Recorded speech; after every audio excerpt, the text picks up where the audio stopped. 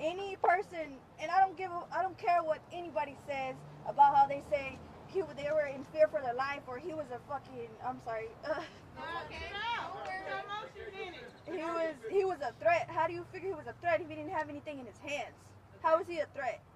If it was you and you had your kid in the back, what would you do? Would you really think about what's going on, or would you worry about your kid? Exactly. Any good parent would go for their kid first before anything. And then considering the fact that he already got shot in the head, how are you gonna comprehend something when you have so much adrenaline going on and you don't know what the hell's going on? It's like, what would you do? Like, it's just common sense for any person to do what they gotta do for their family.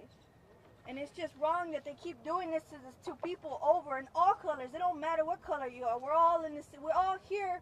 We all pledge the same flag. We all have the same rights. What makes it any different because you're a cop? You don't get accused for what you fucking did? That's bull. It don't matter if you're a cop. It don't matter what you are. If you do a crime, you should be charged with it, just like any normal person would. And I just want to get justice for everybody. Everybody, we're all equal. We shouldn't be judged by the color of our skin. We're all the same. We all have hearts. We all love each other. We all got blood. Our blood's all the same. It's all red. What's the difference? But I just want to get justice for Alex, for Mike Ramos, for George Floyd, all of it. And I hope that we actually do make a difference, because we have so many people here that came to support this act. So what does that mean? That we need to do something different, and we're the community. So we tell them what we want, because we're the ones who pay for them to even do their damn job. But, I mean, that's all I got to say, really. Thank you for everyone for letting me get the chance to tell my side of the story about my brother. You know, my brother's a hero in my eyes, and I always looked up to him, and I still will look up to him. He's going to be my guardian. He's here right now with me, proud of me, and I'm doing it with my family every day for him. So I just want to say thank you to everybody. Great job.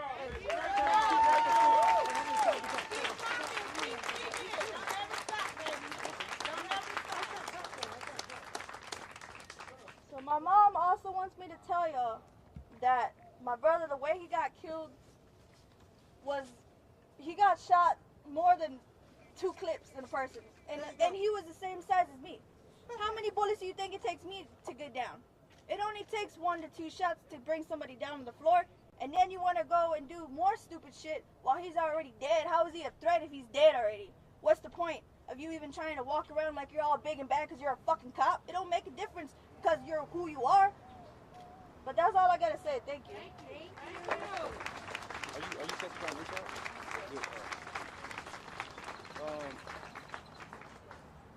Tyree's gonna be next. So believe it or not, here in Austin, we have a police department that also picks on you, not if you're black, not if you're Hispanic, but also if you're deaf. This is Tyree Talley. He was a victim of the May 31st incident with the police when they just went berserk. He's here to tell his story.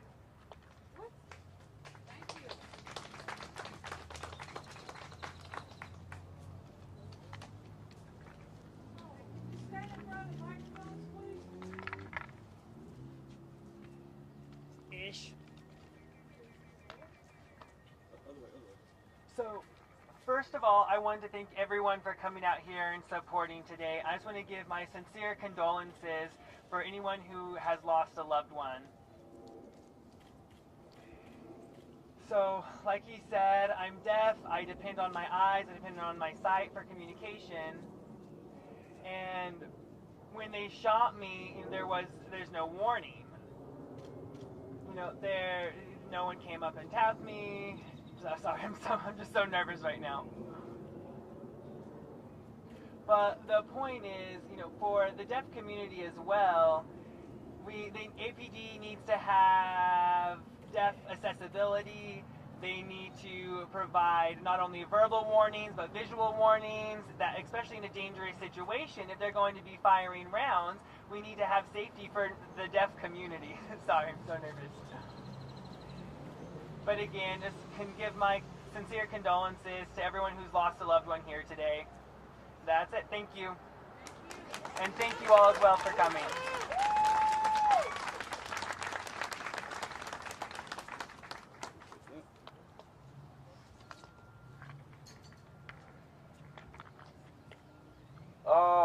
ask, and I want to remind folks, because believe it or not, I got called out for being in Austin and fighting for black folks everywhere. Last time I checked, if you black here, you black there too. And we have families of victims of police violence from San Antonio here today, because police violence doesn't just end in Austin. It doesn't end on the east side, it's everywhere. That's why we have 80 organizations that's coming together today to try to get some legislation to hopefully put some of this stuff to an end. And with that, I first want to bring up the family of Marquise Jones, yet another victim, a family of another victim of police violence. Thank you. Are you mom? No. Okay.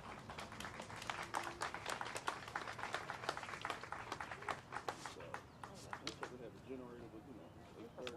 Oh, no, right. We just hold that and screen too. Good morning, everyone. I know it's early. My name is Debbie Bush. I'm the aunt of Marquise Jones, who in 2014 was shot in the back by an officer. He was involved in a fender bender. His friend was driving. He was actually a passenger. And he got out the car because he felt like he wasn't part of that. And he only lived a block away, so he decided he wanted to go home. He told his sister he wanted to go home. Well, as he proceeded out the car, the cop never said stop, never said stay here, don't do anything. He pulled his weapon and he shot at him 9 times, hitting him in the back, and Marquise was dead before he hit the ground. I've been fighting this for going on 7 years. This officer who killed my nephew was involved in another murder 3 months prior to killing Marquise. And he also had several assault cases, was suspended, but the union fought and brought him back. And he is still patrolling the streets of San Antonio. I want this act to pass, the George Floyd Act, because as families, we never heal. Every time there's another killing anywhere across this country, it opens up wounds for all of us. We will never heal. These cops are a legal gang, and they are covered by their police union. San Antonio has like the worst police union in the state. When another state of California, Los Angeles, want to pattern their union after your union, that's not good. So we're here to fight and to speak and to get this act passed to protect the citizens of America, because we're dying every day in these streets from the police. And nothing is being done to the police. They are sitting on administrative duty and getting paid for killing our loved ones. And then they're just put back on the streets. They are a terror.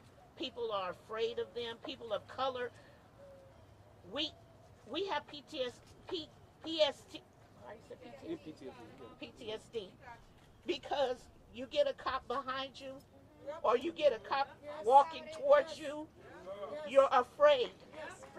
We don't know what to do. We don't know how. Everybody gave us all these people give us, put your hands up, don't move, don't do this, don't do this, don't do this. We do all of that and we still die. We still die. So I'm not going to take up much more time, but my fight is for real.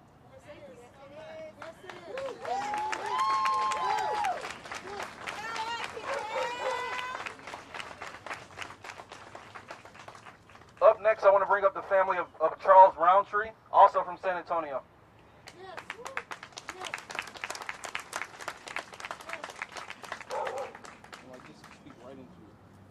Good morning, everybody. My name is Bernice, and like he said, my son Charles Roundtree, our son Charles was killed by SAPD Officer Steve Casanova, who was just suspended for about 2 weeks and was able to go back to work. He came to the house on a assumed assault. He was coming to check it out. When he got to the house, he didn't say it's SAPD. He didn't have his sirens on. He didn't have the lights on. He didn't have nothing. He said in court that he assumed they knew it was him. He walked to the door. He knocked on one door and he opened the other. As he opened the door, he said, "What's up?" He didn't say, "I'm SAPD," none of that. "What's up?" So Anybody, you coming in my house, opening my door, I'm going to react. I'm going to stand up too. As the young man stood up, the police told him stop. He didn't stop because he's trying to figure out who this is at his door. He just started shooting. And as he shot the young man who stood up, and he shot my son one time in the chest. He stood up and collapsed.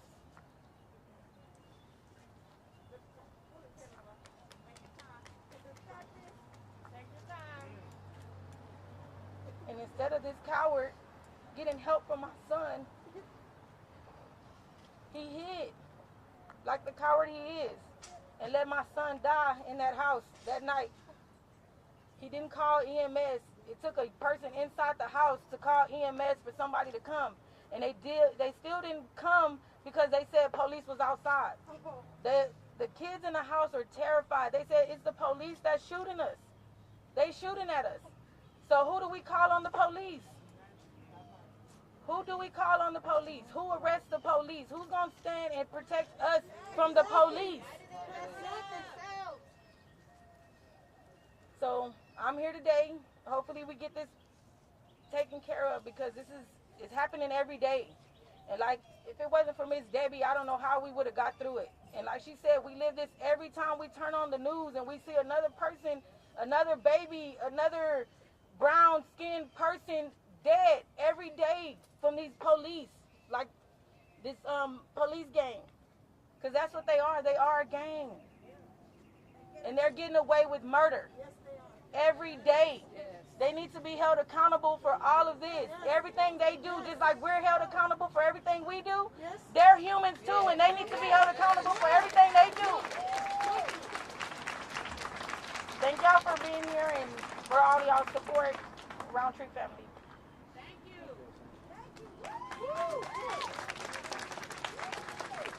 And our last family from San Antonio, another victim of police violence, is it Darrell or Daryl? Daryl Zamont, Senior. Daryl Zamont, Senior.